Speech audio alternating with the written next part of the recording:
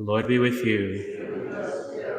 A reading from the Holy Gospel according to Matthew. Mary Magdalene and the other Mary went away quickly from the tomb, fearful yet overjoyed, and ran to announce the news to his disciples. And behold, Jesus met them on their way and greeted them. They approached, embraced his feet, and did him homage. Then Jesus said to them, "Do not be afraid. Go tell my brothers to go to Galilee, and there they will see me."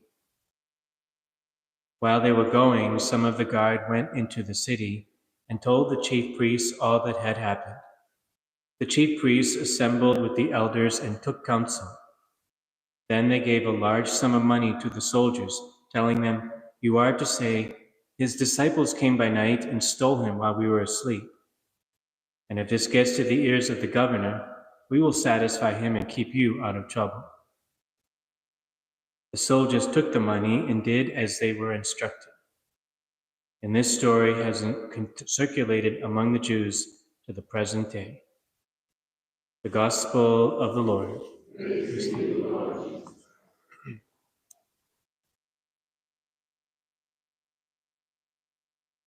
We're still celebrating the octave of Easter, the Easter Sunday. We celebrate for full 8 days, and we really want to enter into the mystery of the resurrection of Jesus. And in today's Gospel, we have two conflicting realities going on. On the one hand, we have the Lord Jesus saying something very simple, and it's true. "Do not be afraid.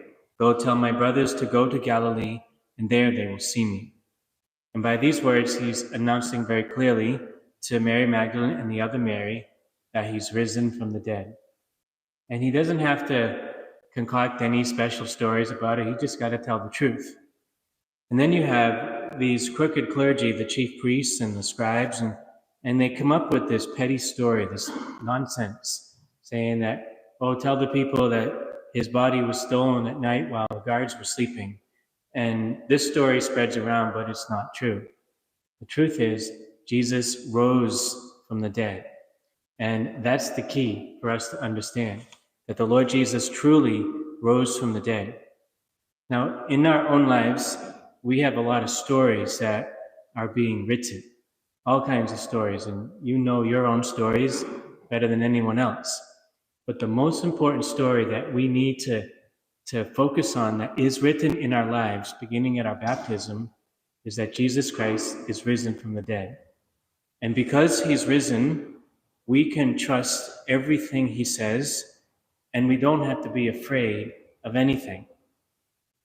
You know, when he says to his friends, "Do not be afraid," that is one of the most frequent commandments that God gives throughout the Bible. They say that teaching from God is in the Bible 365 times. I haven't looked it up myself, but someone said, who's a biblical genius, that it is 365 times. That means each day of the year, God's telling you, don't be afraid. And yet, how many days of the past year have you been afraid of something? You know?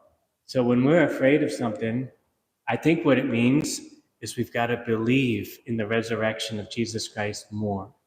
We have to believe more that he conquered sin, that he conquered the devil, he conquered evil, he conquered suffering and death. Those are all the things we're afraid of, isn't it? In one way or another, those are the things that seem to attack us in life. No, we don't have to be afraid. That's the story that's being written by the Lord Jesus, and it's the true story, and we got to hold on to it.